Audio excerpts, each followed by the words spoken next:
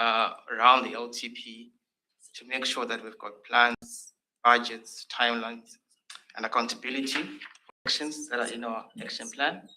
So that will ensure that we get to the lower risk level.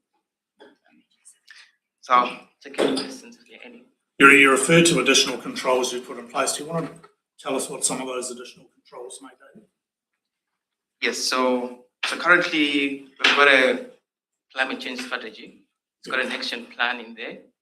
We're actually making some traction on some of the actions in the action plan currently. We've got a cross-functional working group.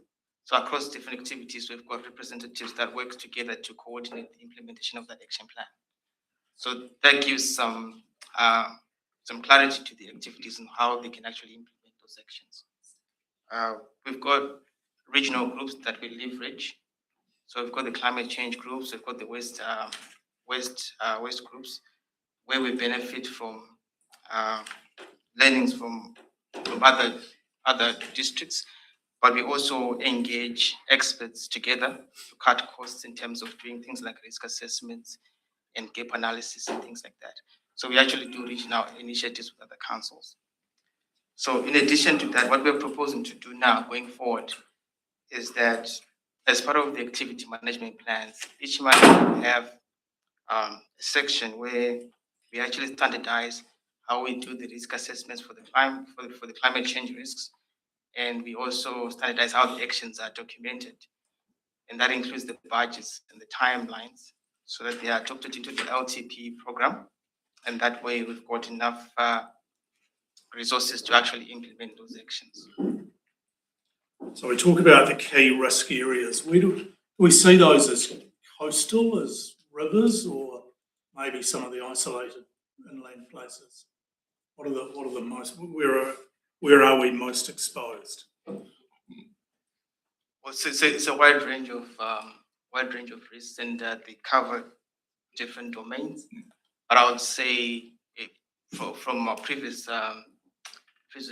past few years' experiences, mostly flooding and extreme weather events. So severe weather events like wind and such events. But we do have areas where there's coastal erosion, like for example, some areas in Claremont. But the actual details are contained in the risk assessments, and the managers will be able to interpret them with where their assets are or where their interests are. So we are not in this report delving into that level of detail. Yeah. But we do have that those risk assessments classified by the different domains. Right. Bottom of page 26 on the agenda, there's a table, and it talks about a workshop scheduled for May 25. I assume that should be May 26, isn't it? Yes, apologies for that. Good. Questions of Cosmos? Councillor Kennedy. Thank you, Cosmos. We do take notice of the outside area of climate change. There's a big thing in the media at the moment, El Nino and that sort of thing. So these wind events and the rest of it that can carry on. That we are not just doing a paperwork scenario, that we've got to think outside squares, because as we know, there's always something that Mother Nature will throw at us anyway. So we will go quite deep into it in the workshop. There'll be extra stuff there. I think we have to gauge. We can discuss. I know you're trying to cover all things, but yeah, we still our ratepayers in that out there seem to be all stuck on these big red risk warnings now. And if you don't have an orange one or a red one, why weren't we told? So I'm just sort of trying to think outside the box a wee bit of, how do we cover some of these things? I know we're only a small council, and if something like that happens, it happens, and you've got to deal with what you deal with at the time. But if we've got little other bits in our repertoire out there that we can sort of tap into, it always makes life a lot easier. I know that after that last wind event, we still have areas out in our districts that probably, with civil defence side of things and that aren't up to, speed. Have we been round our different ones in our communities to make sure the same people are still there? You always remember we have changes in our communities around that June, July period with the shifting of farms and things. So if we, and it'll be our luck that it'll happen in that time frame, and of course somebody didn't know. I'm just saying that we've got to be a bit more proactive out there and getting those, getting the paperwork all in things so someone can pick up that file and know exactly what they're doing if someone else can't get there. Okay, that's something we'll take into consideration in action. Thank you. Thank you for those comments, Councillor Kennedy, and I think it also underpins the need for good relationships with our next door neighbours, because areas that we have exposure, we will not be isolated. Everybody else is going to have those same ones. Other questions of Cosmos? Mayor Martin? Thank you, Cosmos. Just a couple of questions. Touching on what Chair David was saying, some actual examples, like I bumped into one of the staff the other day and they're saying about the sand down at Torrey Mouth had washed away and one of the stations down there is under threat. Those sort of examples incorporated in here would give us a really good feeling of what you're actually describing around the risks and current controls and so forth. Just a couple of 3 examples to give us a really good feel for what you're talking about and presenting. And secondly, I'd imagine that it's quite a time-consuming component in your role. Is it like Climate change?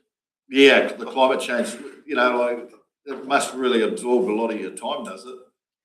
Not necessarily, because we facilitate. So we provide a framework for the managers to actually implement the climate change strategy. We provide support for them, like we had ORC come here with consultants to interpret the risk assessments. Mm-hmm. So we facilitate that managers are supported, empowered to do climate change work in their different areas. So I don't necessarily actually go out to do the actual work or plan for them, right. but I provide a framework and facilitate where they need support. And they're good? You're getting good support from the Yes. externals? Yes, that's correct. Oh, that's great. Thank you.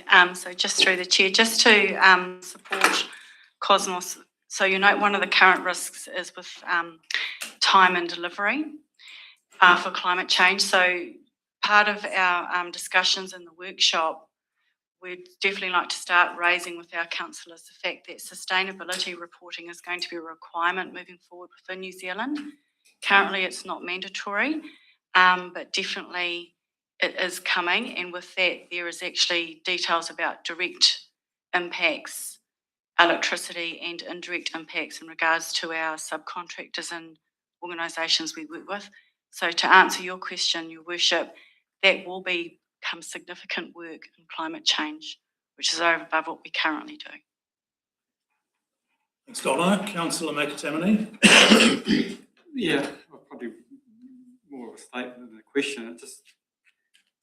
It worries me. Just talking about the sustainability issues and the leadings on climate change, but we've probably got to be pivoting towards incorporating climate change adaptation as much into our policies as quickly as we can, rather than just a lot of those things are just talking about it again. We've got to make sure that these other things are actually being written in, and some things are going to have to change in some areas in the district. We've got to start moving on that quicker rather than later. So we definitely don't disagree, and that will be part of the discussions in the workshops on the climate change strategies and our approaches moving forward. So we're talking about the May workshop. Just remind me the date again. I believe the 28th of May. 28th. Thanks, Cosmos. Other questions of Cosmos or staff? If not, do we have a mover for the receipt of the report? Councillor Kennedy, Councillor Cotton, all those in favour? And carried. Thank you very much. Agenda page 29, Health and Safety Report. Jules, welcome. Thank you, Mr. Chairman. As Christina is currently on leave, I'm happy to present this report. So through you, happy to take the report as read and answer any questions, and any I can't ask, I'll make a note of and go to the health and safety team to answer. Jules, are there any key issues that you want councillors to specifically note? I suppose one of the key issues is there is a note there of increased accidents and first aid treatment over the summer. I'd just like to also point out that first aid could be getting a Band-Aid out, so it doesn't necessarily mean it's a significant incident, even if there has been first aid applied. So, yeah, I think it's probably more business as usual, but there's just more activity. So that's just one thing I would like to note that I clarified with Christina when I reviewed the report. It's generally a Q3 phenomenon, isn't it? It's summer activities, it's school holidays, it's... Yeah, and first aid doesn't mean we've contacted St John or anything like that. It could mean they've simply applied some first aid, which I'm sure Councillor Kennedy knows very well. And also, Mr. Chairman, just so I'll just check with Jules. It doesn't specifically refer to this, but you recall prior to the election and leading up to the election, there was quite a bit of significant number of abuse of staff and contractor cases. And whilst there's some mentioned in here, I feel that what we're getting post the election is we haven't had that same number that has dropped off. So it hasn't continued, it has dropped off since that. And just in terms of a little bit of additional information for that, Mr. Chairman, we made a conscious decision not to do a campaign last year about be kind to staff and that sort of thing. And that was to be reviewed this year. I know a number of other councils have done that. Yeah. So that's something that we did, potentially is on the cards, but there'll be we need to make a decision whether that's still needed. We've seen the changes in those abuse sort of incidents reduce. So that's still on the radar and probably something the senior leadership team need to discuss whether we're going to do that or not. Sometimes that just racks people up again too. Thanks, Jules. Councillor Kennedy. Jules, through you, Chair. Performance. So obviously there's all staff are having problems, or if they not got a system, it's a bit easier for them to report their incident so that their performance level doesn't look so. Will they need a laptop, or what do they need? I need to have a chat with the health and safety team about it, because if they've reported it, written it even in a paper form and noted the date and time, yeah, to me that's actually when it's been recorded. So yeah, there's a wee bit of an issue there about making sure the stats reflect when that's been recorded. They do have a computer down there, but they're busy doing other things. So as long as they've documented it and we've got a date and time, I would have thought we should be able to correct that, because it's actually been recorded in a paper system, just not necessarily in the electronic system. So we'll work through that with that team. probably at the end of the session when everyone's gone, that's the last thing you do before you leave out the door. Yeah, certainly a relatively easy thing that should be able to be improved. Jules, you may or may not know the answer to this question, but in what is left of the fourth quarter, what training is planned for staff? Question one. And question two, are you comfortable that there's an adequate budget for the 26-27 year to sustain levels of training across the organisation? I'm not 100% sure what training is planned for Q4, but what I do know is that we actually have an HR health and safety budget for corporate training for that sort of thing. So as far as I'm aware, we haven't changed those levels of training in the budget. Is that correct, Sharon? So there is some of the training budget is directly in each activity area, and then there is corporate training for things like health and safety or other council-wide training as well. So we haven't reduced our training budgets at this stage. So I would expect it to be adequate for what's proposed. Thank you very much. Other questions or observations? Mayor Martin. Through you, Mr. Chair, Jules, Page 31, under item 12, there, corrective actions. The completion rate, 73%, does look good, but with the emphasis on response and resolution, I see there's still one that's high that still remains unresolved. Like, so can you give an example of what that would be like? Not of that specific. I'd have to go and look in safety culture, so I can advise on that later on. But sometimes the corrective actions actually require a capital project to resolve it. So there could be interim measures put in place, but a long-term corrective action actually requires a capital project. And one example of that is the major upgrade of the Balclutha water intake.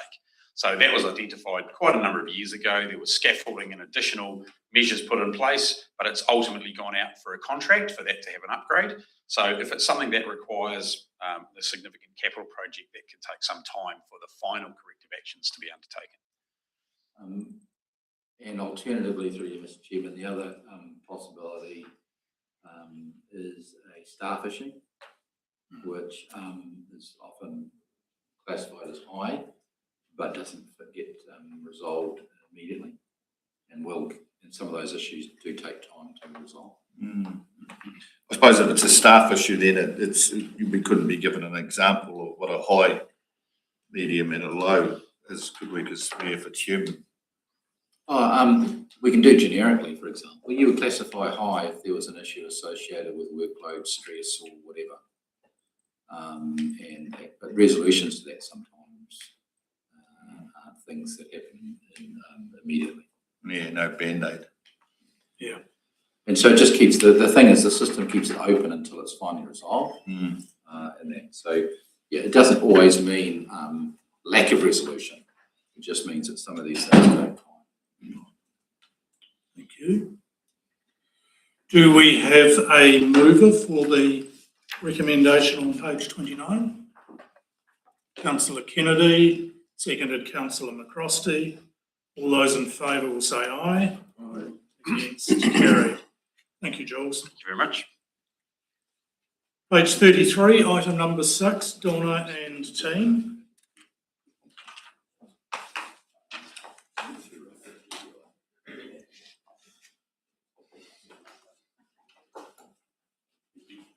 Sharon will speak. So that again. Yeah.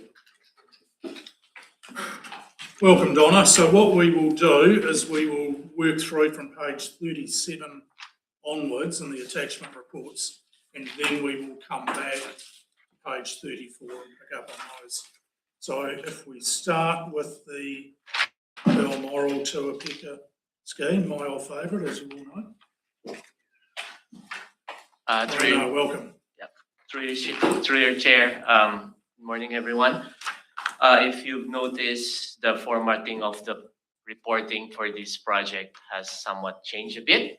The reason behind that is we're already towards the tail of the project, specifically when we had lifted the boil water notice last 21st of April. Oh, great. So if you look at page 38, there's a table there to summarize those remaining risks with those different categories. So what I'll do is I'll briefly talk on each of it. So the first one, the category was a localized risk of undersupply. It's localized, meaning there's some people who are on the further parts of the network that is being monitored right now to ensure that during the summertime they would have adequate amount of water. The trend here is improving, and it's a medium risk right now. There are monitorings in place as well as plans of action with the team. The second one, which is the lifting of the boil water notice, it's low now. Currently, the compliance team is monitoring the situation. Three Waters operations team. The third one is the asset and inventory control.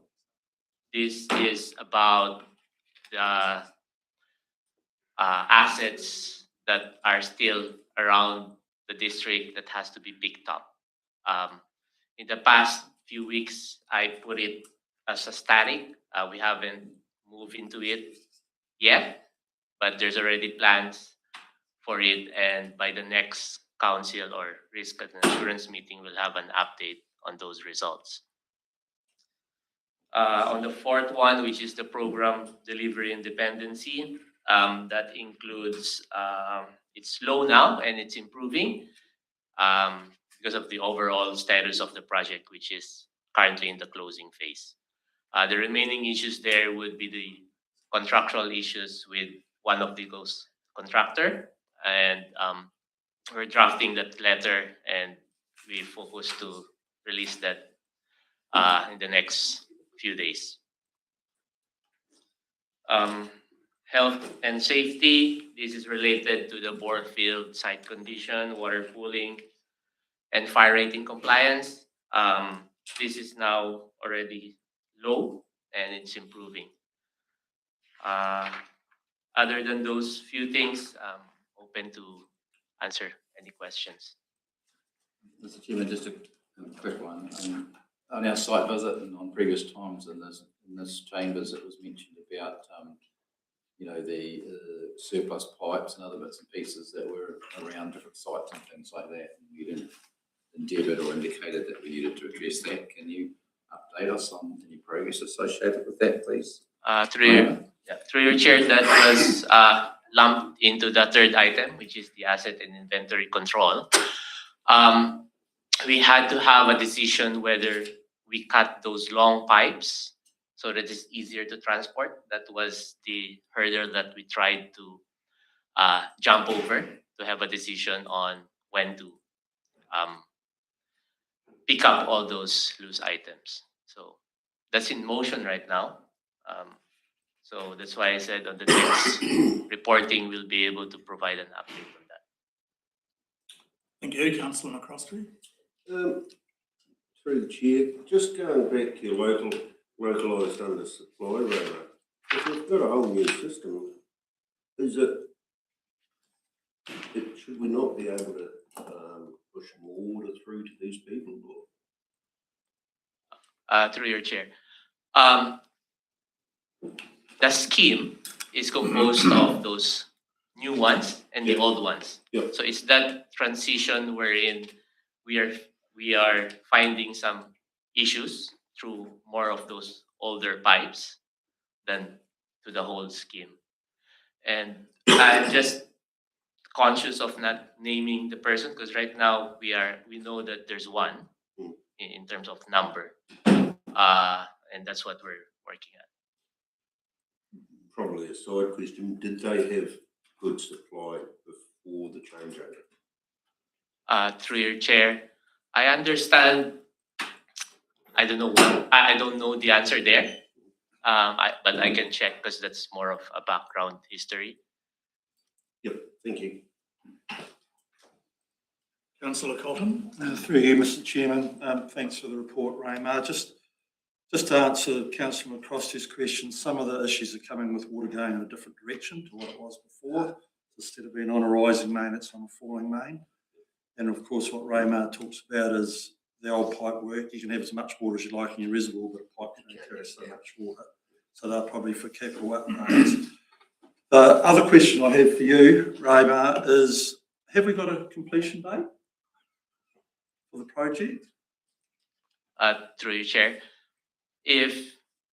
I think we need to define what's the completion date first, because contractually the completion date was once I issued the PCC on the contract. Yeah. But of the whole overall scheme, if the discussion about when is it completed, is it when we connect Lawrence, then the answer would be, I think with Linda's team, we are planning to do the cut-in into the Lawrence Township in the next few weeks.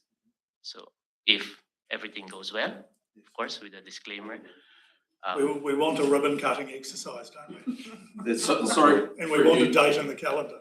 Through you, Your Worship, just to clarify, we aren't proposing to connect Lawrence and make it live until we've had the no-des pipe cleaning through, because we will be feeding Lawrence from a different direction. So what we want to minimise the chance of dirty water in Lawrence in terms of just stirring up what's in the pipes. So the cutting will be done before it's completely livened up. And we're just waiting on confirmation of the contractor to clean the pipes, because we're going to tie that in with where we're doing the pipe cleaning in Milton as well. So through you, Mr. Chairman, so is there a rough timeline, 6 months, 3 months? Hopefully a lot less than that. Yeah, okay, Hopefully in the next couple of months. awesome, thank you. Just need to know when to keep the calendar free, don't we? Yes. Just through you, Mr. Chairman, on that note too, we have discussed about having an open day at the plant as part of that, and that can potentially happen before Lawrence is connected, but open to conversation with elected members as to whether you want to wait for that to happen. We can show people the bore fields. We'll discuss that with councillors and the scheme chairman as well. But that is also intended as part of getting this project to where it needs to be. Thank you. Raymar, I particularly liked the change in format of the report, and also very encouraging to see the trends improving right across the board. So thank you very much for that. We'll move to page 41, your second report, which is the first of the Milton projects, the pipeline renewals report. Through your chair. The first one here would be North Milton State Highway Pipeline Renewals Report. On page 42, I would apologize on that formatting on the table. It's a bit mucky there. We'll improve on that. Probably I would talk about the new risk that we have identified there, which is in page 49.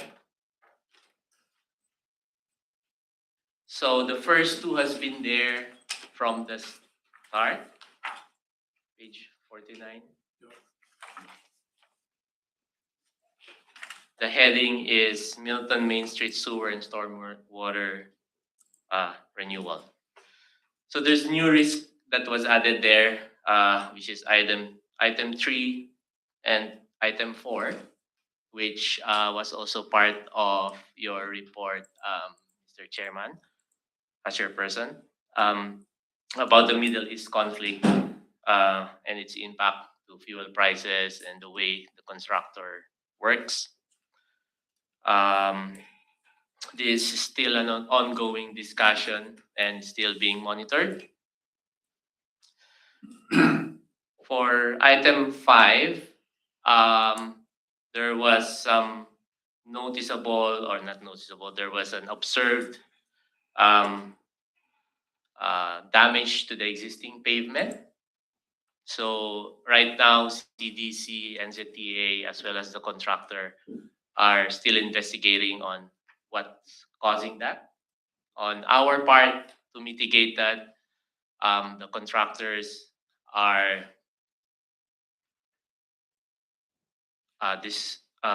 putting back the soil on the excavation quickly once we finish laying the pipe, so that the opening won't be exposed longer and be subject to any movement.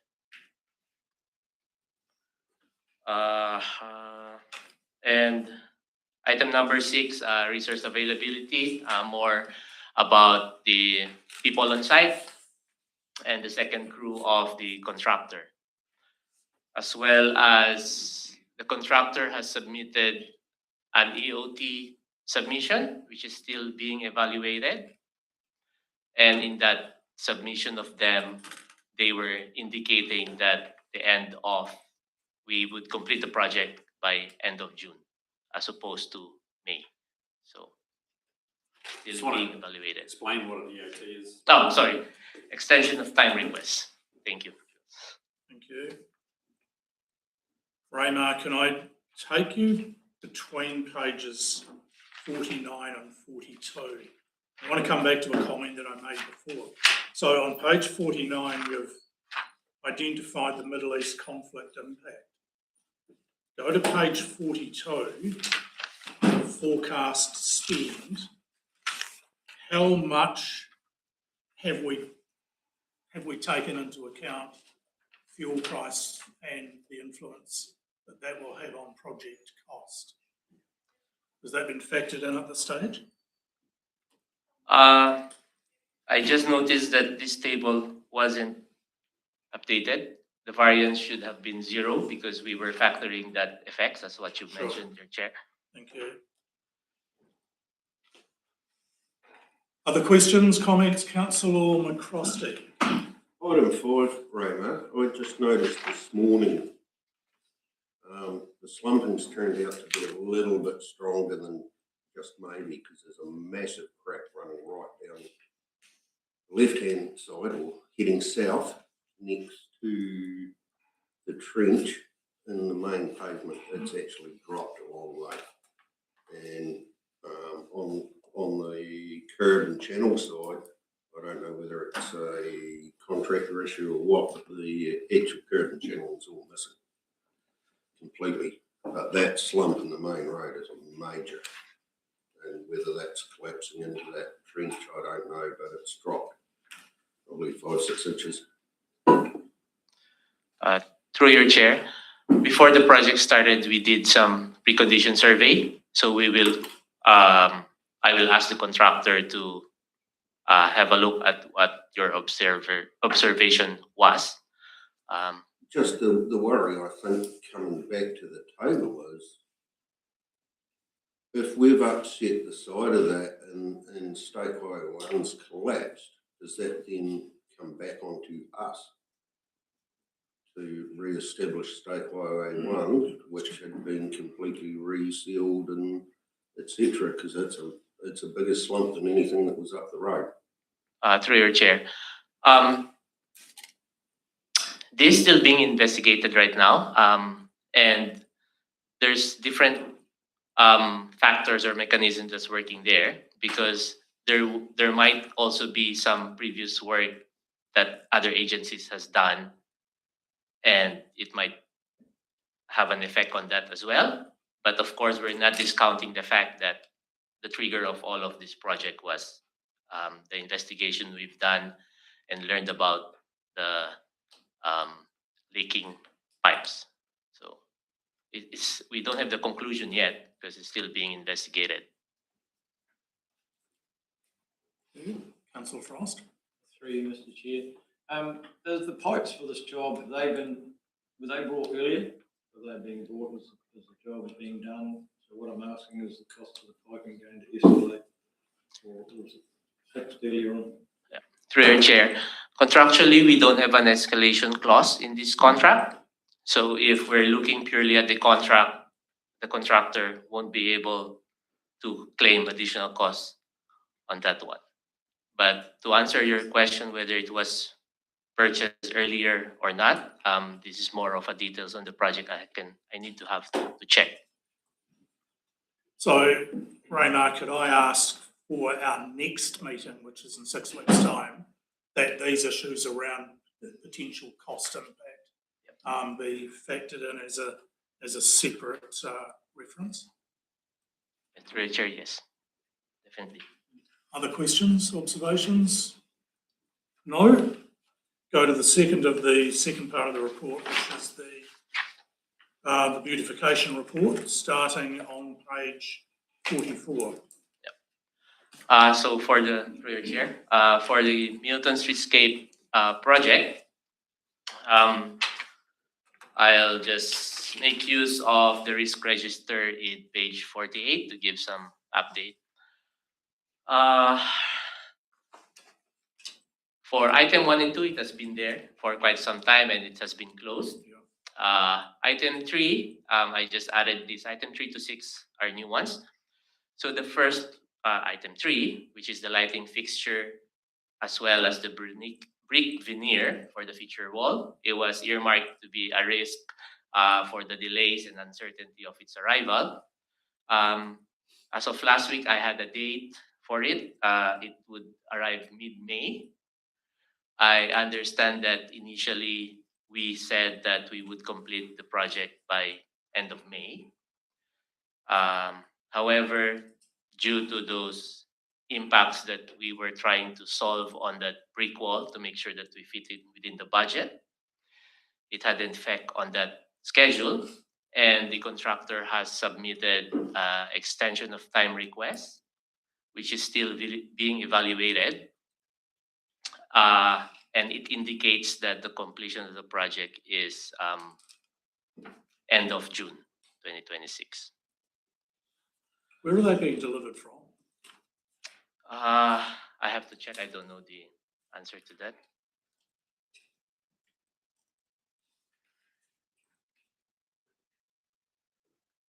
Item 5 would be the weather impact, as well as number 6, resource availability for the project. So, in terms of progress, once you pass by there, you would see that pedestrian crossings have been completed in time for the ANZAC ceremony and program. And then in terms of the streetscape itself, you would see that the rebars are already sticking out there for the feature wall. So that's about it. Open for questions. And they're the last 3 items on the project? On page 45. So the scheduled works to complete April now through to June. Richard, the remaining, there should be another one there, which is the plantings and everything. Oh, yeah, okay. Councillor Kennedy.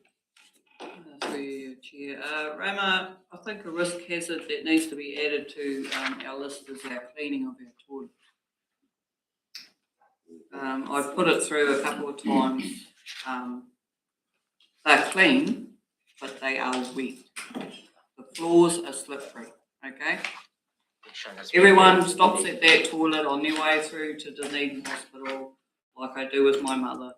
They are beautifully clean, but the floors are too wet. They need to be dried off somehow. I think it's a matter of time we will end up with a complaint with someone that's fallen and broken a hip or something. So through the chair, that's actually an operational issue, not a capital project program issue, but to respond, because I know we've had these discussions, the operations team are actually putting in a notice to contractor where expectations are that they will dry the flooring, and the operations manager, Sean, and Claire, who's our team member in charge of the green space and toilets facilities, are actually starting to audit and monitor it as well. So thank you. Other questions? Observations? If not, Raymar, thank you very much. Thank you. We now go to page 50, Mount Kui, Dread. Welcome.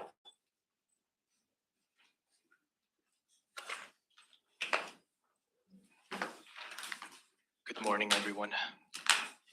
Alan? To your chair, I just want to update you on what's happening to the Mount Kui refuse transfer station. So last risk and assurance meeting, there was it was decided that a decision paper will be made to remove the refuse transfer station to category A reporting, and a paper will be presented this afternoon. So has everybody got the information they need for this afternoon's debate? Because if you don't, now would be the opportune time to question Dread or make him aware of any further information that you might want. Everyone comfortable with what you've got? Yep. Okay. Thank you. Donna, page 53, the community library and pool facility. Thank you. So just before I start on the specific project, I thought it was probably quite timely just to give an update in regards to all projects, because I can hear the reoccurring questions about fuel costs and escalations and the current situation around the world. So we are starting to get some notice to engineer requests from contractors for potential looking at increased fuel costs and coverage, and so on and so forth. So I've actually reached out to Simpson Gresson, our legal advisors, because not only is it relative to current contracts, where if there is a clause to enable those escalations, then we'd have to consider, but also for future potential tendering processes going forward. So we have received confirmation that there are numerous options and opportunities that we can add additional clauses to. Either potentially one option is to share risk, another option is to reduce risk. So Simpson Gresson are working on that for us and bringing a memo in place. And once we have that, then we can start making some sound decisions associated with that. So I just wanted to give you some assurance that we are looking at ways to mitigate and to reduce those risks where we see them coming forward. So from there, unless there's some questions associated with that, I'm happy to start discussing this project. There's a question hanging out to be asked on the bottom of page 53. The panels are due to arrive from the 29th of April. Can you just give us an update on that? Yep. So as of last Thursday, because that was the last time we went out to site with the team, actually, we did a day where we looked at some projects. They were still on schedule to arrive. Cool. So as far as I'm aware, they should be starting to work on those as we speak. They're being sourced from where, Donna, do you know? Great question. If it's aligning with the swimming pool, they were from overseas, but I would have to double check that. But there was no, right up till last Thursday, there was no foreseen delays in delivery. So just a quick synopsis of the project high level. So as I'm sure anyone that's driven through Milton has seen the large crane that was established and on site there, and it is waiting as discussed about the panels, which my understanding is they have arrived or should on track to have arrived. The Bruce Community Trust are working on their lotteries grant submissions, and there has been huge assistance from internal staff associated with that. So I do want to thank Mike's team in particular with assisting the Trust with their submissions to DIA and other areas associated with the grant funding. I've talked about the crane that's been now put into position. And last month at our steering group meeting, so Donald Stewart from Calder Stewart, he gave me a phone call saying basically, hey, I've been thinking about what we'd originally agreed and discussed as I'll call it the reception area and the pool side of the facility. And he's thought, he believed there was a more favourable and more aesthetically pleasing option available where if the steering group agreed, there would be no additional cost to the project, which was an outstanding offer. So those three options were presented to the steering group, which included our pool team leader, Holly, and also Mike, the GM associated with that activity group. Holly was very, very pleased and excited about the options because it does look beautiful. I didn't put the artist impression in because until we can define the actual materials and the items, but it looks fantastic. So with agreement with Calder Stewart, I've given you the floor plan of what is now proposed, and they're just fine-tuning those detailed designs. So any additional costs associated with these changes, inclusive of potential building consent cost changes or resource consent costs, if there may be any, will not be an impact to the project. So again, a lovely gift really from Calder Stewart there. Procurement of materials to mitigate fuel and freight issues. So the main pool structure design has now been finalised and construction is in place. At this point in time, delivery is expected early May. That is coming from overseas. I have not been advised of any delays associated with that. The manufacturing of the structural steel components is underway, and to mitigate any unforeseen cost increases or delays, we have given approval for materials, particularly from overseas, to be purchased in advance. So initially in the contract, we had agreed for the pool and the heating systems to be purchased in advance. Now with the known potential risks any material that we foresee could have issues or delays, we are purchasing in advance to mitigate that. It is not a risk for council, regardless, because it is a lump sum contract. So in fairness to the contractor, we're trying to appease any issues they may have with projected increased costs. So I just wanted to stress that for everybody involved here. I'm having a discussion next week with Calder Stewart in particular because of these known advanced purchases. It is changing the cash flow projections of expenditure this financial year versus what we had originally indicated. And I'll be getting all that information together by the end of next week to be able to put that into our carry forward. I know Sharon's looking at me with interest there to be able to clarify those carry forward values. Our risk register, so just high level, time and quality, always with the overseas procurement of materials. That is a risk. We see that as status currently because we have mitigated every areas that we believe we can do at the moment. So that is unchanged. Public perception, again, because it is a very public interest project, there is always going to be perception. However, currently that is unchanged. We've not had any complaints or issues raised.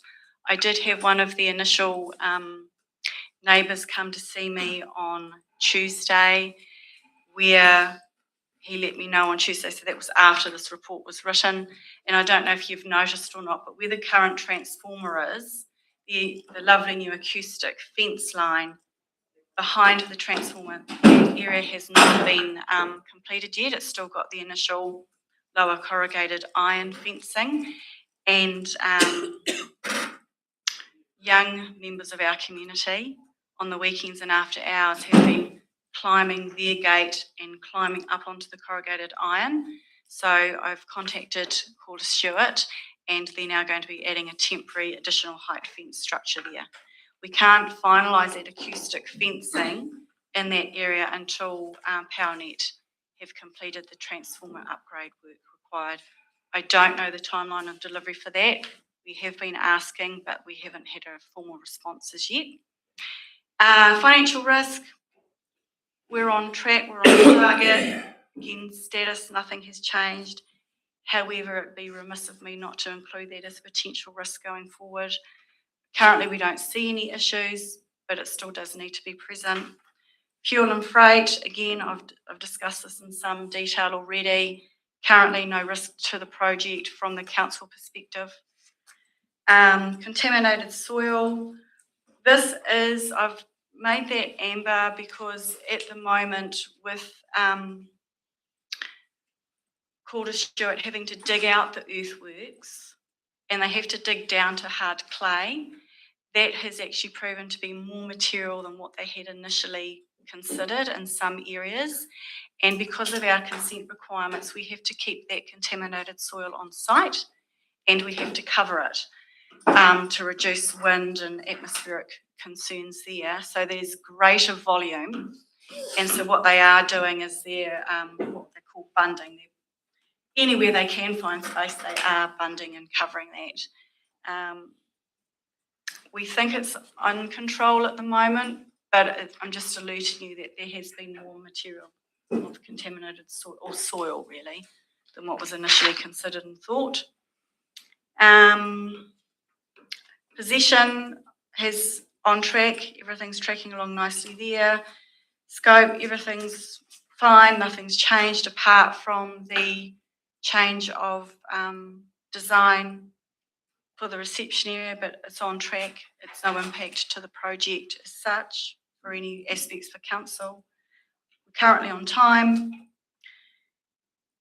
We quality, no issues there. Quality management plans and inspections are all occurring. The site validation reports though, initially the contractor that did the demolition of the physical buildings, they submitted a site validation report to ORC, which was one of our consent requirements. We only found out last week that ORC weren't satisfied with that report and they gave us till early May to rectify and put in a corrected report. So I've now had to go out to ECO Otago to do that work for us urgently, which I'm very grateful for. They have agreed. So we'll be mitigating missing the timeline delivery of risk for that. We actually submitted the site validation reports about 2 months ago. So it's taken all that time to get that response from ORC. Resource, everything's in place. The subcontractors are all getting signed up and organised, so there's no issues there. Again, no issues with contractors or suppliers with material. We've talked about the soil. So then just going through, I suppose one area that I can talk through very high level, and it's not a risk as such at the moment, which was mentioned in the report, is we've been reporting that the project physical construction of the build is expected to be completed by November 2027. That is still the case. However, contractually, we give the contractor 438 days, I think it is, before CDC can take possession, which would take that, including public holidays, closed periods over the Christmas, New Year, would take it to February 2028. We can just request that Porter Stewart enable us to access prior to that, and currently I don't see any issues with that. So that's just a contractual clause. Apart from that, I'm happy to take any questions. Thanks, Donna. Very comprehensive. Any questions of Donna? There are none. Well done. Thank you very much. Ask councillors to now go back to page 34 and Sharon to talk about project E. Thank you, Chair.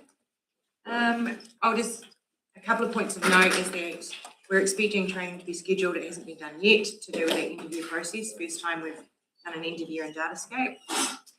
We have managed to hook up fortnightly meetings for 1 hour with the kind of development team to work through the issues that have been raised via tickets and not fixed since 1 July last year.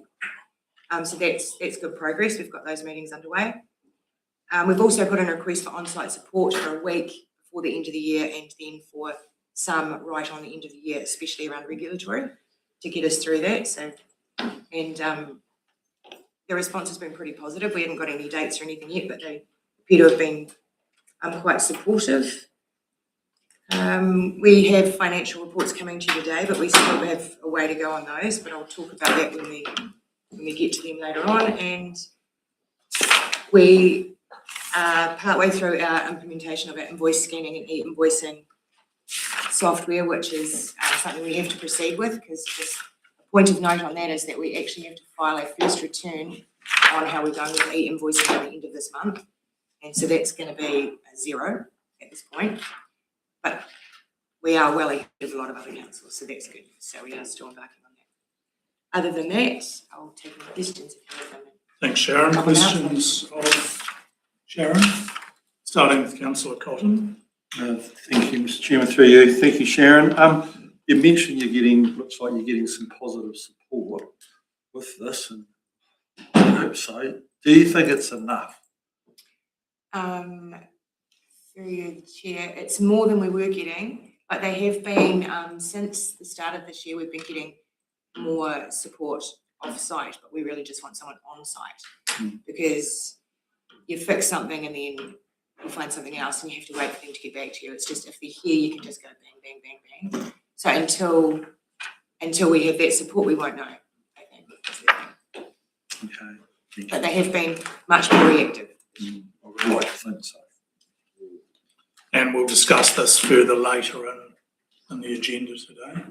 Any other questions of Sharon? Councillor Frost. That's for you, Mr. Chair. The extra support being provided, is that within the original capital budget for Datacom, or is there extra charges on top? Through you, Chair, that is yet to be discussed, I think. We just need to get this thing going. And yeah, we will talk through that with them as we need to. Thank you. No other questions? There is a question. Councillor Frost. So I see here further down, you're talking about new standards related for consultation by Te Mata Arawai. could significantly change future compliance requirements. Could you just give us an explanation of that, please? Through you, Chair, that's not to me. This is Project F and G. Yeah, that's We'll wastewater. just jump to that one. No, you're right, let's hold the question, we'll come back to it. Anything else on Project E? As I say, we do have further discussion scheduled today. Now, Councillor Frost, to your question. I think what we'll do is just ask staff to record the question. We don't have the person in the room to provide that answer at this stage. In fact, we do. Linda is there, sorry. Brief update. So we are currently working with a consultant, a wastewater specialist consultant, to look at the impact of the new standards on our current plants, with the exception of Melton wastewater plant, because that's a separate piece of work that's underway, and looking at what we can do to make our plants compliant under current consents and former conditions, or whether we need to abandon the consent we've got and apply for a new one, because we might get a compliance with the new standards. So we've got someone looking at that piece of work. They're currently putting together their price for doing that, but that's our plan, to come up with options going forward. Thanks, Linda. Any other questions on that? Project H, I don't think there's anything to add unless there are questions. And Project I, local water done well. Steve, is there anything that you have to add? Only that through Mr. Chairman, that the foundational documents have all been signed, so the CCO has been stood up. The first meeting of the shareholders representative group was held this morning, and I think Mayor Jock has got an announcement about that. And Mayor Jock? I'll let you do the announcement, Steve. Here we go. Well, the chair of the shareholders representative group for the Southern Water CCO is Mayor Jock. Congratulations.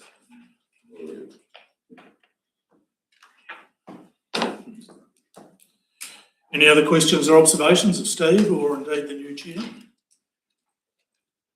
If not, can I take everybody back to page number 33 of the recommendation that we receive the capital project report. Category A, we have a mover in Councillor Kennedy, a seconder, Councillor Frost. All those in favour? Against? Carried. I intend to keep going back.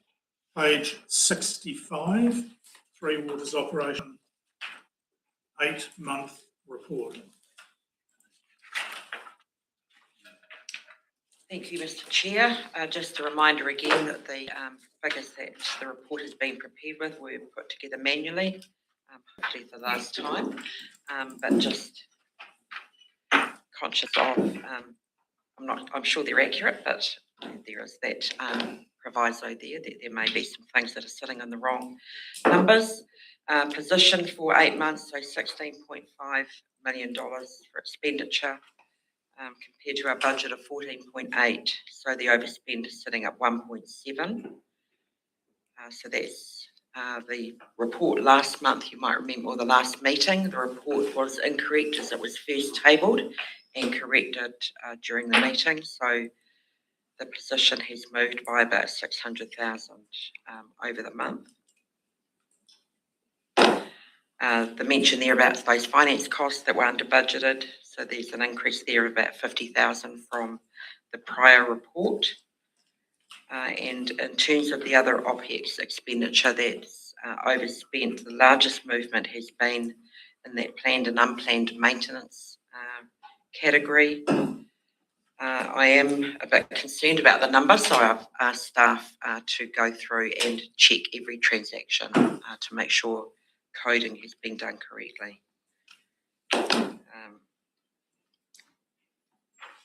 The rest of it's as tabled. Let's take questions. Linda, one of the things that I was asking questions 12 months ago as where we're going to be at the end of this financial year. And it looks like we're going to miss that by a wee bit. So I've got two questions. The first one is, what is, in your view, the projected position at the end of June? And secondly, and the more important question, how confident are we with the 26, 27 figures, given the position that we're going to be reporting for this year?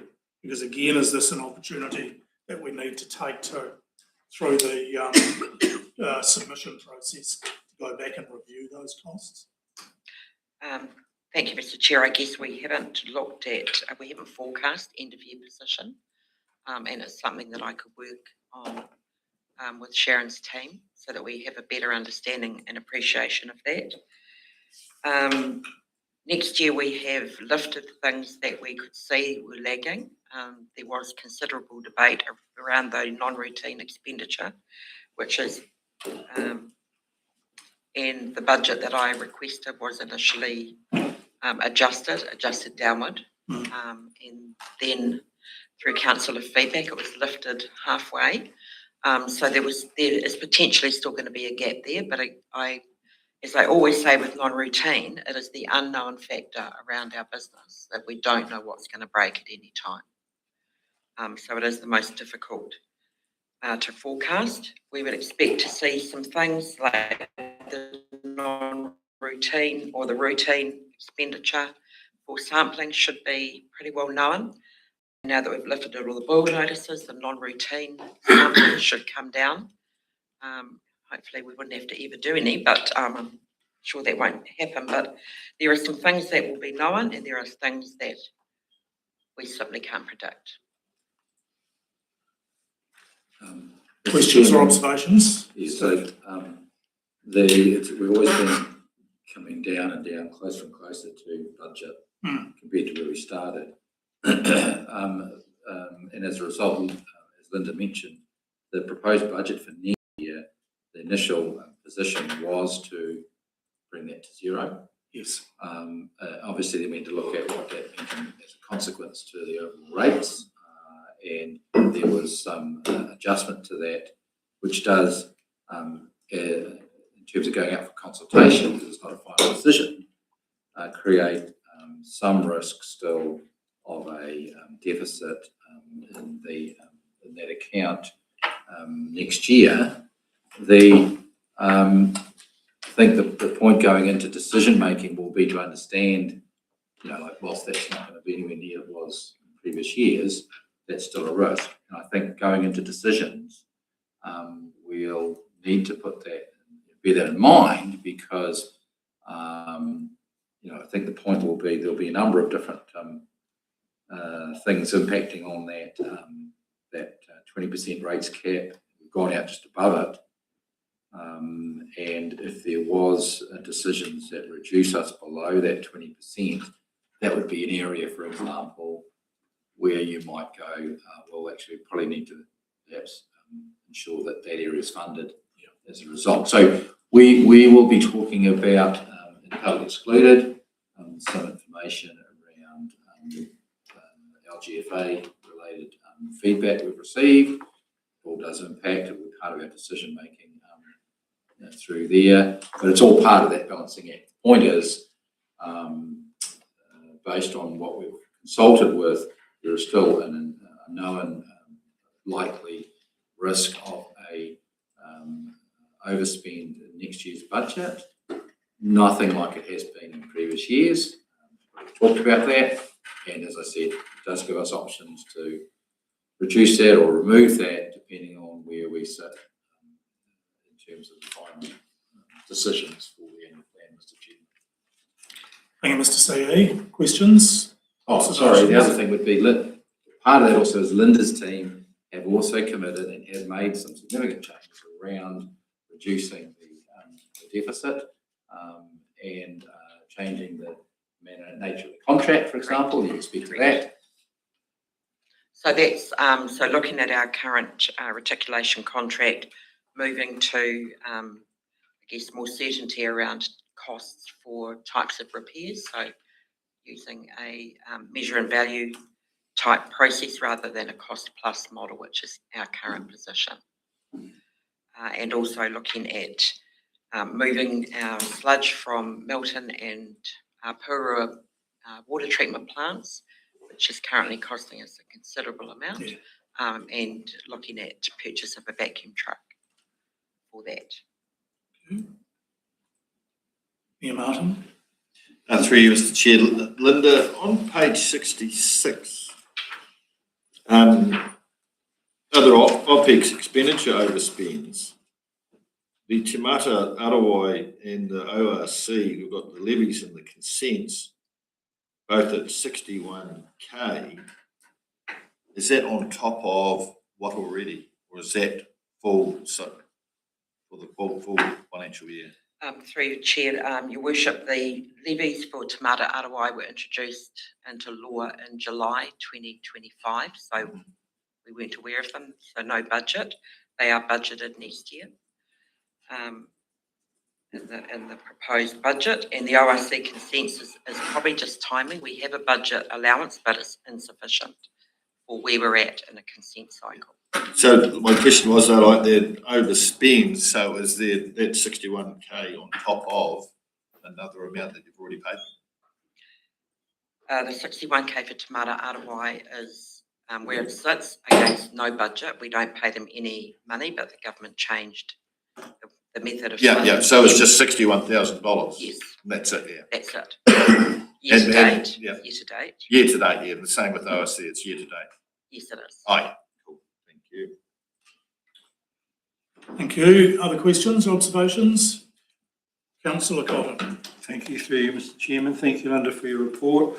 As most will be aware, I've been circulating all the Rural Water Scheme committee meetings, and something that's been coming out is how we're paying for our non-routine maintenance, and I think the change that you're proposing or what you're going to do could help alleviate that immensely, actually. So I think it's a positive move. Thank you. Thank you, Councillor Cotton. Are you happy to move the recommendation on page 65? Yes, I am. Seconder is Councillor McCrosty. All those in favour? Aye. Against? Carried. Thank you very much, Linda. Rightio, page 68. Peter, welcome.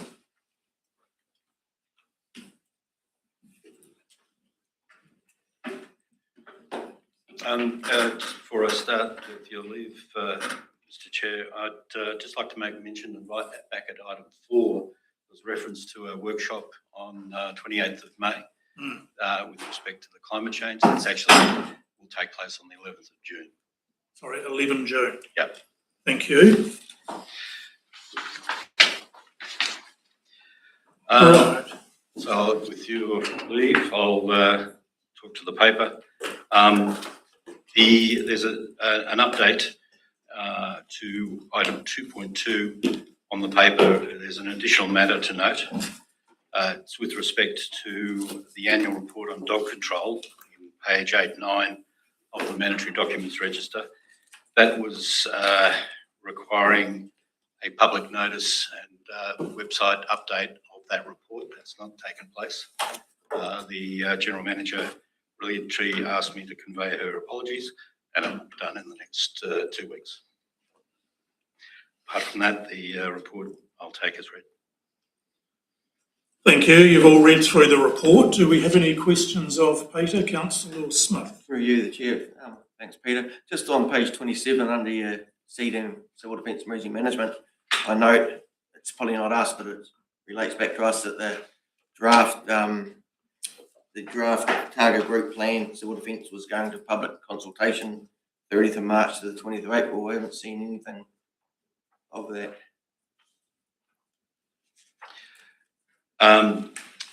So first thing is this is a process managed by Otago Regional Council. Yep. And this report relates to all bodies across the country. I don't have an update on that and an answer to that question. I might ask if Yay has any additional information in the gallery. No, we don't look at the city. I assume that if that is being circulated around for documentation should come from senior manager. So we'll take that on. It's just a senior document, that's all. Yep. So, and the context of that is a generic document which we do actually include this so that you can see things that are going on around us. But we'll advise you of that the next day. Thank you.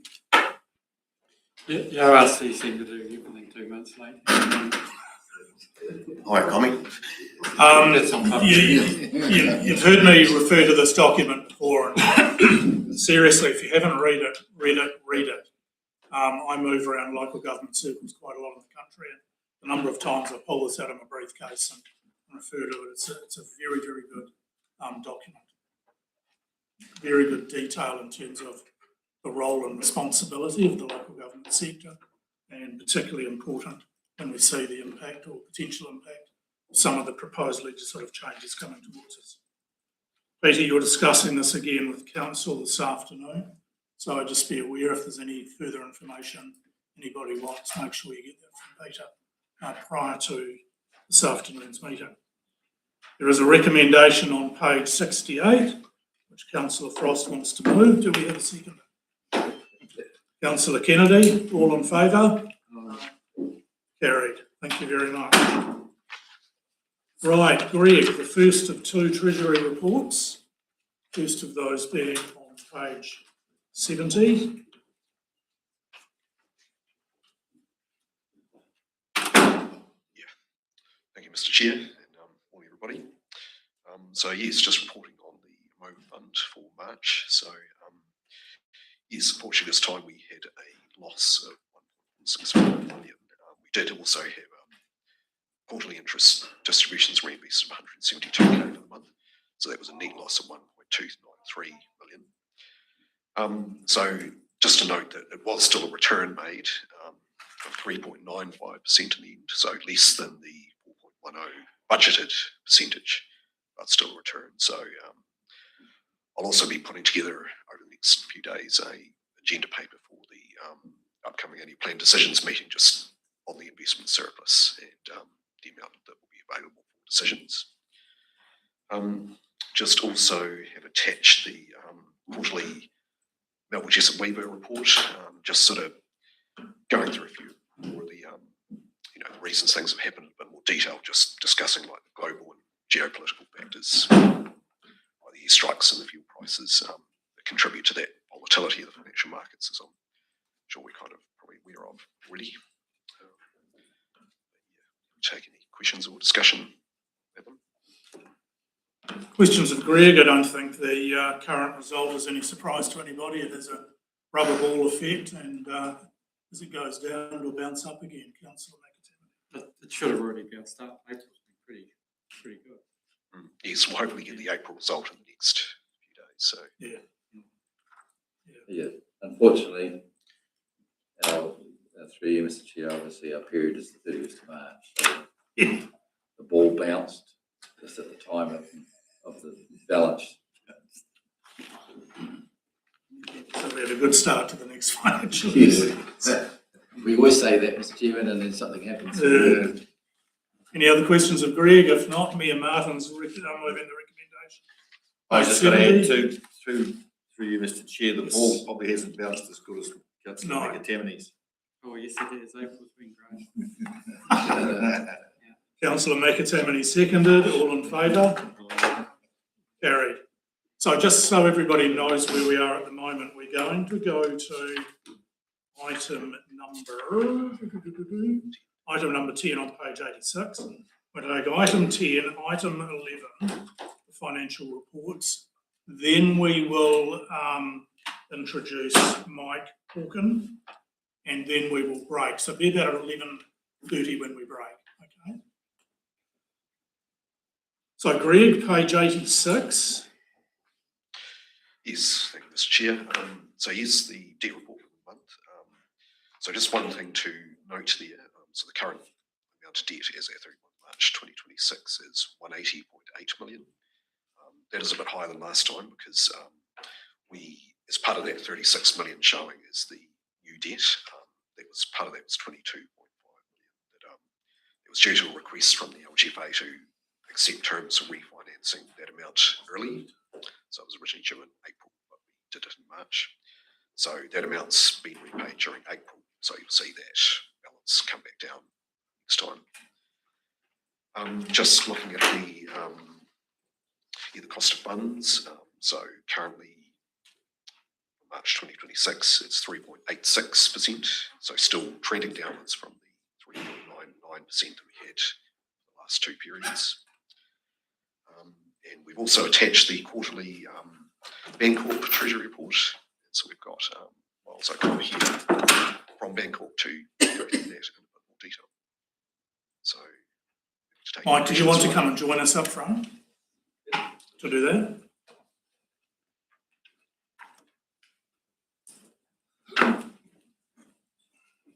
Miles, welcome. Thank you. Probably a few new faces around the table since you were last here, I guess. Yes, there are a few, yes. So for those that don't know, Miles is employed by Bancorp, who are providing quite in-depth treasury services and advice to council, and have done for quite a number of years now, isn't it? Here, I think probably 6, 7 years, yes. Excellent. Right, we're in your hands, Miles. Thank you. Now, I did prepare a presentation. Is that going to be on the screen? I I go for understand Sharon. as it is, yes. Are there any questions on the Treasury report before I just go through the presentation?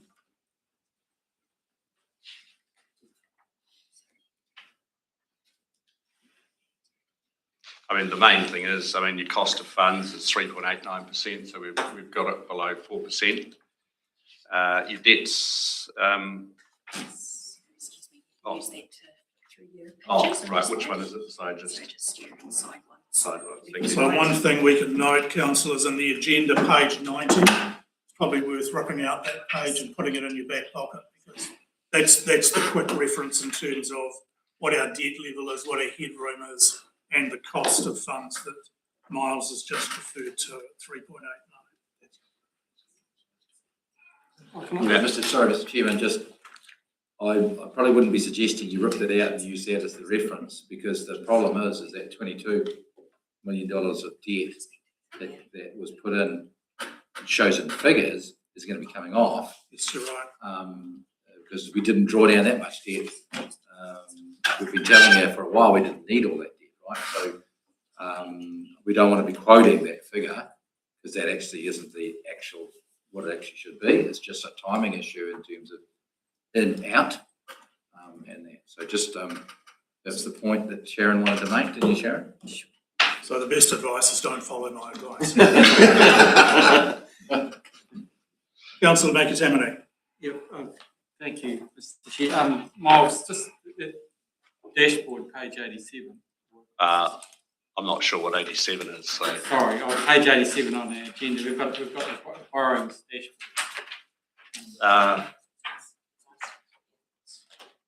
Yeah. Yep. Okay, yeah, I'm just jumping back to, this is probably a question for the other council staff. We probably should be receiving an estimated end of year balance, debt balance, shouldn't we? On this thing, we have a current balance, and then we have a budgeted balance as per the LTP. Yeah, we yes, because we're under what you've always got the benchmark being the LTP. Yep, we've been under that for a while. Sharon gets good cash flow information now. We're close enough to the end of the financial year. We should be able to give you a debt estimation for the end of the year. Yes, not now, but we should be able to forecast that. It should be live right through in this report, probably through the year. We were going to end, where we estimated to end up. Yeah, yes, obviously, the closer you get to the end, the easier it is to be certain about the forecast, right? So all I'm saying to you is we're close enough to the end that Sharon should be able to forecast with some certainty, or better certainty, what that will be. But through you, the Chair, yes, you're correct. That is what we want to do in a perfect world, is forecast all year. We want to have a rolling 18-month forecast. That is our ultimate goal, so that we can like predict what's going to happen, how that's going to work.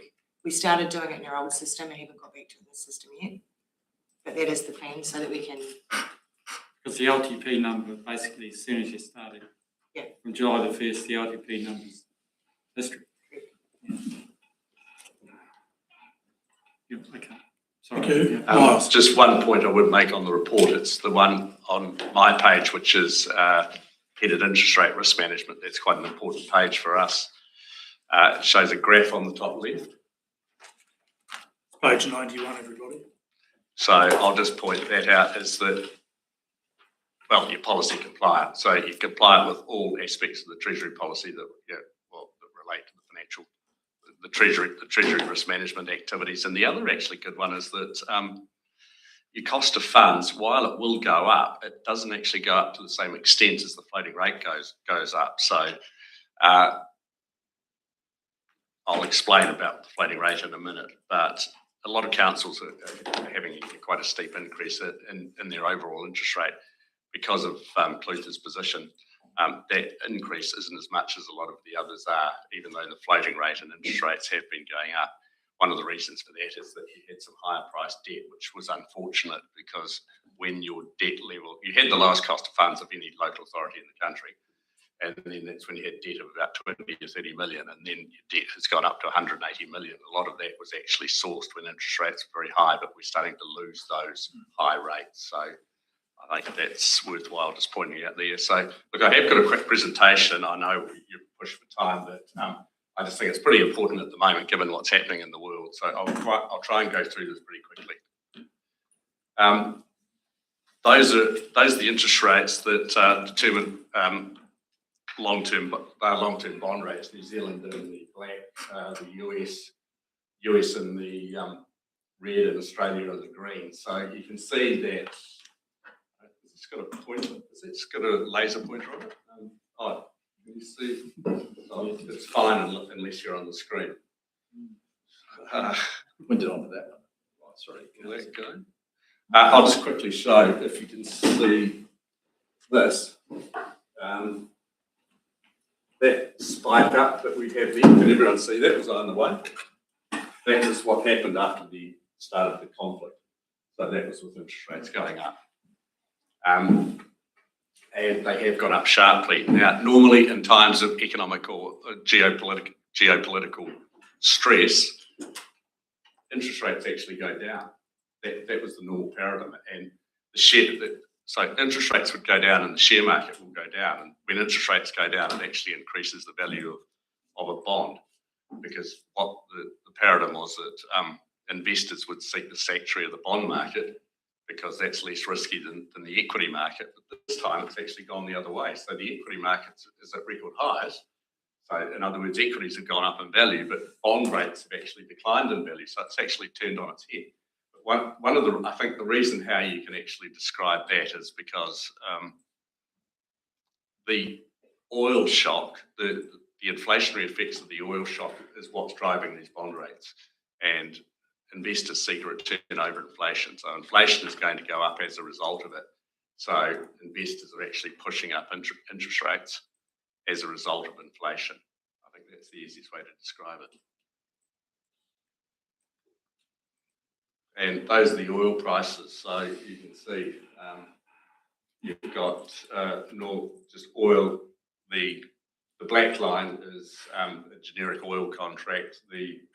So that's like the West Texas or the Brent crude. The yellow, the blue line is gas oil prices, and the red line is jet fuel. So you can see there's been a huge increase. Now, the interesting thing here is that you can see that gas oil and the jet fuel prices normally trade at not too high, normally not that high a margin over the normal barrel of fuel of oil. But now they've actually shot right up, and the reason for that is the refining costs. And in New Zealand, talking about the increase in the oil prices, well, they can't actually hedge the jet fuel price. They can only hedge through forward contracts. They can only hedge the West Texas crude price.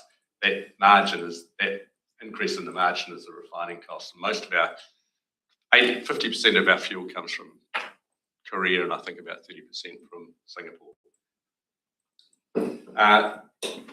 Those are global inflation measures. New Zealand's at 3.1%. Now, this goes to the crux of what's going to happen with interest rates. So the Reserve Bank were actually forecasting that the March quarter would be the higher inflation at 3.1%. That was before the crisis happened. Now they're forecasting it to go to 4.2%. They even the Treasury outlined, or Nicola Willis outlined, a scenario the other day where if oil went to $180 a barrel, the inflation rate would go to 7.2%. And hopefully that obviously won't happen. But it's just this oil. Obviously, I mean, you've all read about it, I'm sure, but oil and the price of petrol just flows through to so many parts of the economy, and we just can't help it. And there is business confidence, and the oil in the blue, and the oil price, but inverted to show it going down instead of it going up, to show the effect of it going down. So does that make any sense? We've inverted the price of the petrol, of the oil, just to show the increase in the the decrease in the business confidence as the shock has evolved. And there is business confidence, so you can see it's taken quite a sharp down. I don't probably need to say much more about that. I mean, everyone's reading about it. Just the general malaise in the economy at the moment, because I think we were starting to see the green shoots in the economy. Just with, in February, January, February, and this has upended everything. And this is one of the problems. New Zealand economy, that's the in the I debate what colour that is. I say it's the mustard coloured line, that one. But the GDP graph, it is just about the economy increased by 0.2% in the December quarter. We won't have the March quarter out till the end of June. New Zealand's one of the last countries in the world to get its GDP number out. But we only barely were above zero, and that doesn't take account. That's nothing. That's the end of December. Now, the other slightly worrying one is that lower blue line, and that shows GDP per capita, which is worse. So it's while GDP did increase, GDP per capita since December 22. So the output per every member of the community is actually declining, and this is one of the big problems with New Zealand, is our productivity. I think we're 23rd or 24th in the world. We're just one ahead of the UK, and the US, just by comparison, the US is 7th and Australia is 11th. So our productivity, I think, is one of the big problems we've got. Part of it, I think, is to do with regulation and the regulations that central government impose on the community, including yourselves. And that is just pushing the cost of that's leading to a decline in productivity, and it's putting unnecessary costs on certain sectors of the community and businesses. Those are the projections for the official cash rate. So those are the various banks. Now I'll go over here. So you've got quite a divergence here. Here's the Reserve Bank, that's in the green line. But they only update their projections once every 3 months. So that was in February. You get the next update in May. Here we've got ANZ. Now they came out with this blue line here. They came out with a projection the other day that they changed it, and they said that the OCR would go from its current 2.25 to 3, but in July, September, and October at the Reserve Bank meetings. That was a change, but they see it as, and this is quite important too. And I can sort of see that the credence in this is that they think that a short, sharp shock will actually be enough to quell the inflation pressures that are going to happen. You've got ASB, who aren't that much different from them, but then you've got BNZ in the blue, Westpac in the yellow, and then you've got what the financial markets are implying right up. So this is going for these ones are the bank ones are the OCR. This one is the top blue line is the 90-day bank bill rate. Now, and just, I won't take too much more time, but this is the problem that we've got, is that the Reserve Bank have said that fighting inflation is their key goal. They said they are laser focused on fighting inflation. And then when they came out the other day, the new governor, and she said that we will look through the first round effects of the increase in oil prices. In other words, we won't raise the cash rate. But if those inflation pressures become embedded in the economy, then we will act decisively. Those were her exact words. So I think you've got to take that they will put rates up, and if the result is that the economy either has slow, none, or negative growth, then that's the price that we have to pay. And I'm afraid that's the reality of it, is that they see inflation as a bigger evil than lower growth. And those are the financial markets expectations. I won't go through the numbers there, but they do have them, going up into the mid fours further out. Our view on it is, from Bancorp's perspective, is that the financial markets aren't overplaying the effect of the increase in inflation caused by oil. What we think that they're doing, though, is underestimating the impact on the economy. And we don't believe that the economy should have to or will sustain increases of the extent that the Reserve Bank will come out with a new projection, but what the financial markets are expecting. So we just think they're not taking account of that. They're just looking at the inflationary expectations. And the inflationary expectations, we don't know what they're going to be exactly, because that forecast where it could go to $180 a barrel, or if the conflict goes on.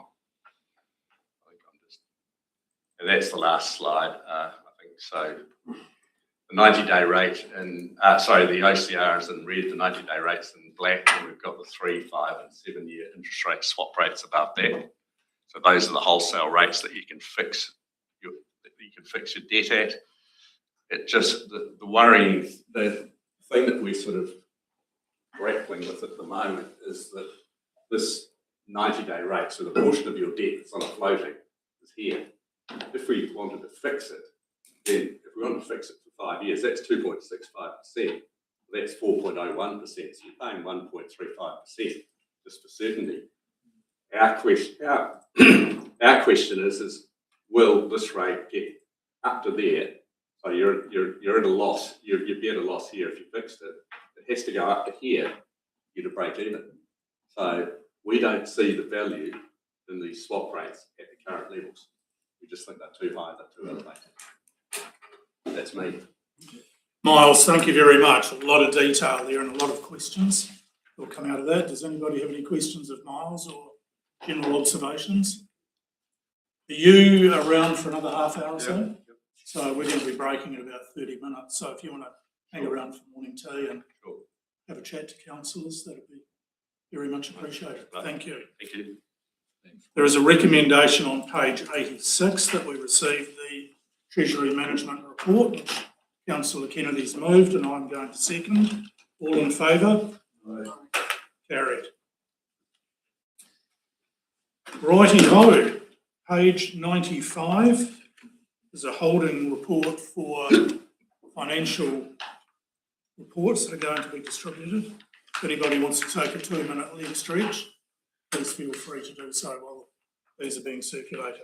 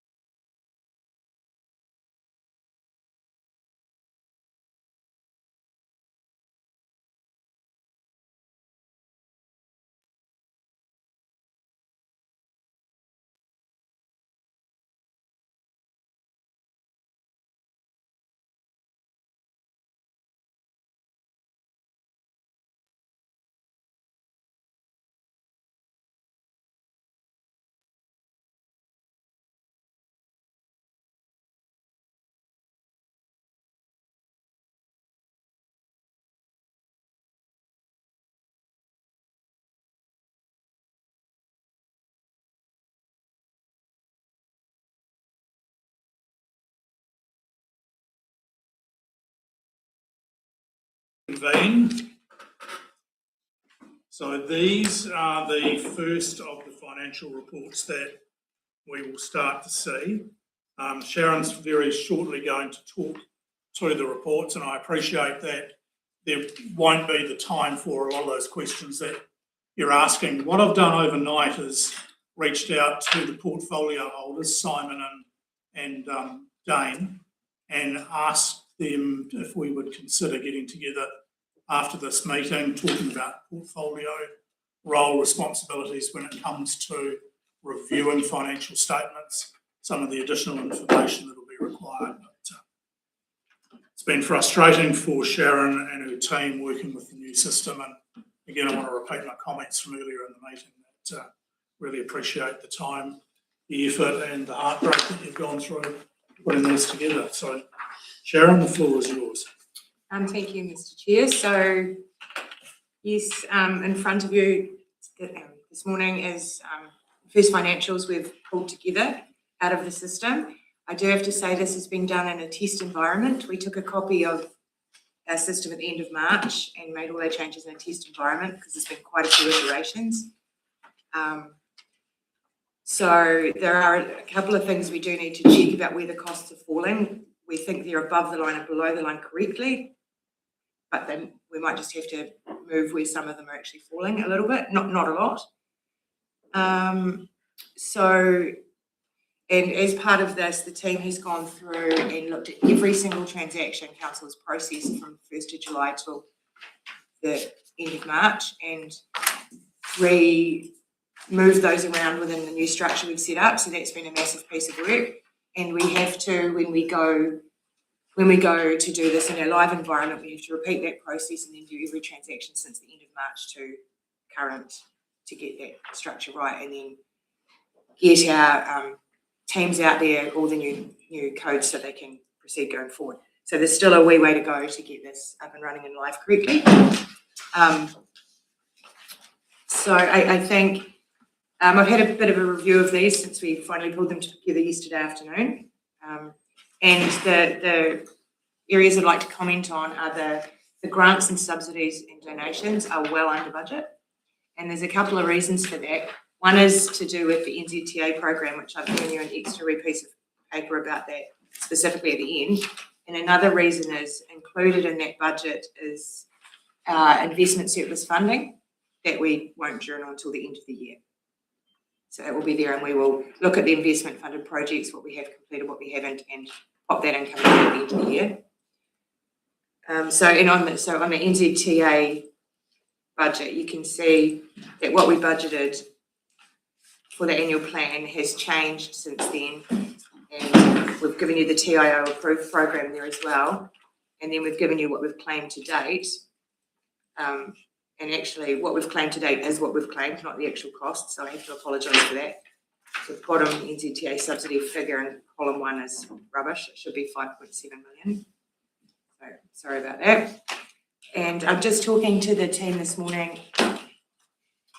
We'll be able to update, well, they will be able to update a lot better when it comes to doing a carry forwards report, because there are some roading projects that will be quite significant that will be carried forward, but we'll fund them later. So that was one of the bigger variances that we looked into. Sorry, Sharon, just for people to understand what that means, there's a $10 million variance in terms of that. What we are arguing is that a reasonable proportion of that relates to in terms of timing of claims, that we haven't claimed everything. We haven't done all work necessarily compared to what we budgeted. For the roading at this point, I'll have to provide you anyone of these, but for the roading at this point, what we have in the budget and what we've claimed is $7 million different. And then we also have around about $4 million in investment funded projects. This is to the end of February. So we still have claims to do for March, April, May and June, and the costs are starting to amp up now to balance it. But it's the timing issue at the moment. And I think the other side of that as well is one of the other things I wanted to look at, the other operating expenditure. The other side of that is the operational part of the roading costs that aren't in there yet. And that's to do with the change in the budget from what we adopted to what was TIO approved, as well as where they're at in the cycle of spending. So that should see an increase in expenditure above what we've got at this time. Provided it doesn't get carried forward. And Donna is just going to add some more to that, about. It needs to be turned on, Donna, just on the left-hand side. Thanks, Sharon. So just to give an update from that, so as Sharon's advised that the latest claim isn't in there, we've been working very close operationally, we've been working very closely with the contractor because with the carry forward values that, as Sharon reiterated from last year, that weren't in the budgets at this point in time, there's just over about $11.5 million of physical work to be delivered for the roading maintenance contract. We're projecting to be hitting about 11 million this year, so it's about 4 million more than what was originally budgeted because of carry forward values that have been put forward going forward. So the contractor's working very hard to get a lot of this delivered, and we're pretty confident that they'll hit 11 million, might be 500,000 to 600,000 to carry forward into next year operationally. From the capital perspective, a number of the carry forward requirements will be with the bridge capital program. We've got all the detailed designs done, we've gone out and we've awarded, but obviously we're in the month of almost May now, so it won't all be physically delivered this year. And again, for our past councillors, you'll recall that last financial year, our capital program for bridge work was put on hold by NZTA because they didn't approve in, I think it was March last year, very late in the financial year, for the work to be approved for funding because they changed the funding criteria on us from 50 max to present value use of life. And so that money was all brought forward into this year, and we've got the detailed designs, we've gone out to tender, we've awarded the contract, and the contractors are commencing, but of course they can't deliver all that work. And the other area in the capital of non-deliverable will be some of the renewals and reseals, and some of that is to do with timing again with the year with weather. Thank you. Thanks, Donna. Sharon? Yes, thank you, Mr. Chair. So the other thing to note, there is a line there that says gains, and it's 2.414 million. That is actually sales of development property, and we settled a farm sale that was signed up a year or so ago, stuff like that. So that's what that is. It's not actually, it is actual cash. Also to note is that our receivables seem quite high compared to our budget. And the reason for that is the timing of rates instalments. There is one big rates instalment sitting in there because it's the end of February. They were due at the end of February. So that would be expected to drop in the next month. Yes, and depreciation, of course, is not unexpected that it's well over budget with the massive uplift at the end of 24. But to point to note on that also is that it's not all funded. There's a big chunk unfunded. Apart from that, we are still working on it, and So I think the point, Mr. Chairman, is that because of the impact of timing on a number of these different categories, it's very hard, like the council should say, oh, well, finally got a financial report, great. It doesn't help a lot around, well, what is the position likely to be at the end of the financial year? That's the forecast. So, but you can't do a forecast if you haven't got the base financial information. So the next step will be developing forecasts of what we believe the end of the financial year will look like based on the information that we have. So I think that's the more value-adding stuff as opposed to, hey, there's explanations, variations, but it doesn't actually tell you what's going to be at the end of the year. There's a good news component to it, finally being able to deliver something, right? But there's still the subsequent steps that actually the value add that means something to you is really going to be what's it going to look like at the end of the year. That's the step, but that is now achievable with the information. I suppose the other thing is, we haven't blown budgets for employee benefits either. So, one of those things you get all to the end of the year. It's good that we've maintained control around that side. And through the chair, on the employee benefits, that's one where the costs may move a little, because in the budget, some costs to do with staff are sitting in other expenses, like it could be, well, it's not training, KiwiSaver and stuff like that, but in Datascape, some of the costs like telephones and things like that have gone into employee benefits. So although the total expenses is correct, there may be some movement among those categories when we line them up side by side. So I guess my initial reaction is that, frustrating as it is, we've finally got something that we can cast our eyes on. So what, as chair, one of the things I'll be doing is working very closely with the portfolio councillors on a number of things. And I'm repeating what some of the previous commentators have just said, but for me, the things that we want in addition to these are some management level reports, cash flow and year-end projections particularly. I look at the balance sheet and at first observation, there's some good signs there in terms of our cash holding, certainly our liquid ratio. There's a big number there called other financial assets. Possibly wonder what that is. That's the Amova investment that we have. And also the borrowings figure at 156 is about where it should be, not the 180 that was in the previous report. In terms of reading the report, so over the next few weeks we'll be doing quite a bit of work, we being myself and key staff, quite a bit of work, as I say, with those portfolio holders. The next scheduled meeting of this committee is on the 11th of June, starting at 9:30.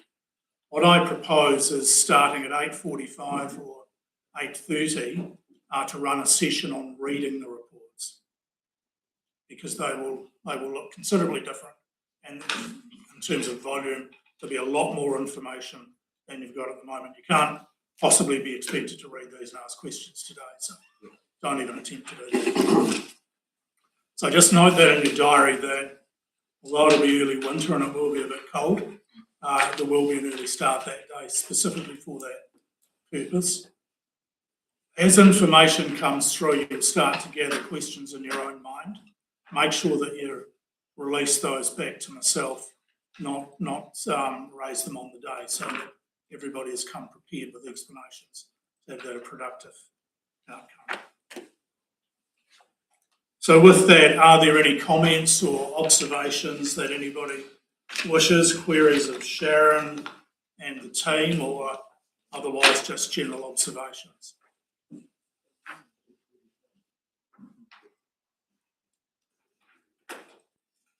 There are not. I do appreciate all your work. Thank you. Yeah. So can I go to page 95? There is a recommendation that we receive the financial monitoring report. I will move that. Do we have a seconder? We do. Councillor Cotton, all in favour? Against? Carried. We're now just making contact with Mike Hawken from Deloitte, who's going to join us on the screen, and we'll do an introduction to Mike. So let's talk amongst ourselves until Mike appears.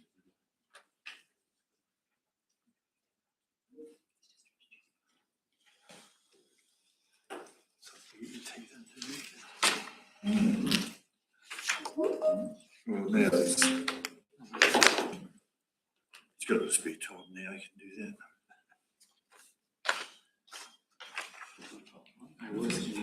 Yeah. Hey, saw Terry getting up the road on four-wheeler yesterday and he didn't have a hat on. He'll catch a bloody flu. We're still live, aren't we? Just wait for the meeting. Tell him I'm concerned about it. Probably get a sweater.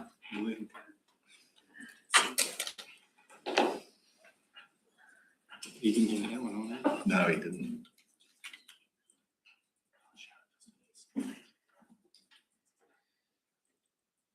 Very quiet, isn't It is. it? Everybody deep in thought. We're in shock. after we finish with Mike, we'll take a break for 10 minutes. In fact, we'll go into committee and then we'll take a break for 10 minutes. Yep, yeah, there was 2 minutes on the agenda. Half an hour. Francis from Whiting, deputy chair.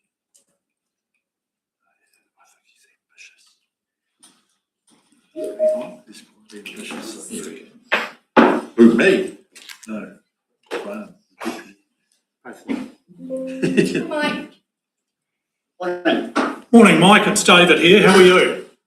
Yeah, very well, thank you. Good. Hey, welcome to the Risk and Assurance Committee. We're in open meeting at the moment. There are 6 councillors and the mayor around the table with key staff as well. So firstly, what we would like to do is welcome you and acknowledge you as our audit director for the next 6 years going forward, isn't it? So we're going to see quite a bit of each other. I've briefed councillors earlier today about the interim audit, which starts next Monday and follows through the week following. So what I thought today would be a good opportunity just for you to formally introduce yourself to council, talk about your background, and also maybe just touch on some of the key issues that you and the team are going to be focusing on during the interim part of the audit. So the floor is yours, Mike. Thank you very much. And look, thanks very much for the opportunity to catch up. Look, just a very brief background on me. I've been with Deloitte for the best part of 30 years. I've been a partner for the last 15 years. And in terms of local government, I've been very fortunate to have had a long association with a number of councils. I've recently come off Queenstown Lakes District Council. I have previously been the auditor of Environment Southland District Council, and currently the auditor of Gore, Central Otago District Council, and of course Clutha. So, one of the benefits I think of having at the moment Clutha, CODC, and Gore is obviously the water entity that we, or water-related entities that we have coming up in the next sort of 12 months. It'll give us some good continuity, I guess, across those councils as we look to work through those reforms. So, look, I'm really excited about working with Clutha and dealing with the challenges that Clutha has. As David referred to, we've got our interim audit coming up on the 4th of May. And I guess just in terms of process, what we are going to be doing is that on the 11th of June at the next audit committee meeting, we will table a more formal audit planning document to the committee. And that will more formally set out, I guess, our audit plan, the areas that we expect to focus on, and some of the key challenges, and obviously provide an opportunity for the committee at that point to, challenge and ask questions about that proposed plan. So that's probably a little bit more formal in terms of the next step, but I think it's good to engage in a less formal way at this particular point. We have already started thinking about, I guess, some of those challenges. The next 12 months in particular, I think, will be really challenging for council and for management and the audit team. We've got obviously the 30 June audit that we need to work our way through. Off the back of that, we've then got a long-term plan that no doubt thinking is already underway on. And as I say, we've then got the impending sort of changes as a consequence of the water reforms that are coming towards us at 1 July 2027. So, the combination of all those things is going to mean a really significant body of work, I think, over the next 12, 18 months. So it's good to get some early engagement around that. In some ways, I think the easiest piece will be the audit of the financial statements for 30 June, because that is, largely business as usual. There are obviously some challenges both in relation to Clutha and the broader sector. But I think, those are reasonably well known and understood. What will be more challenging is some of the things that we don't yet have clarity on, which will be, working through the long-term plan and some of the changes that we'll need to reflect in that. So we're starting to get some engagement from the OAG around some of that activity, but it certainly will be sort of an evolving period of time, I think, over the next couple of months as we collectively work our way through some of those things. So perhaps if I just sort of pause there, I'm sure councillors or committee members, may have questions, particularly those of you that are newish to council. And I'm happy to sort of take any questions or hear any views that you might have that are relevant, I guess, in terms of that auditor role. Thanks, Mike. It's David again. Just before we take questions, can you just note in your diary, our next meeting is June 11. What we'll do is schedule an in-committee auditor-only session on that day. So you can just check your availability, probably somewhere around 11 a.m.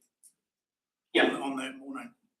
Do we have any questions I've already done that, David, so that works for me, that's fine. Brilliant. Any questions of Mike? Total silence, Mike.